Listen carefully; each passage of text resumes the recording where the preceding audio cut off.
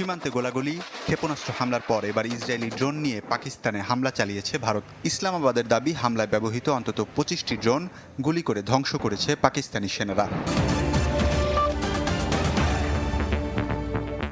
ভারতের পরপর এমন হামলার জবাবে শক্ত প্রতিরোধ গড়েছে ইসলামাবাদ। জাতীয় পরিষদে কাশ্মীর সীমান্তে 40 থেকে 50 জন ভারতীয় সেনাকে হত্যার দাবি করেছে পাকিস্তানের তথ্যমন্ত্রী।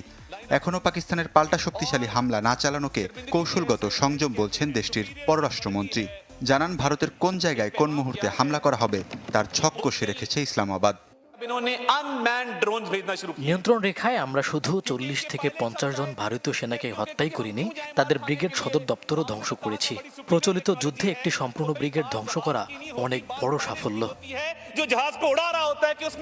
উত্তেজনাকর পরিস্থিতিতে নয়াদিল্লিতে সর্বদলীয় বৈঠক করেছে ভারত, যেখানে পাকিস্তানে চালানো অপারেশন সিঁদুরে শতাধিক সন্ত্রাসী নিহতের দাবি করেছে প্রতিরক্ষামন্ত্রী রাজনাথ সিং।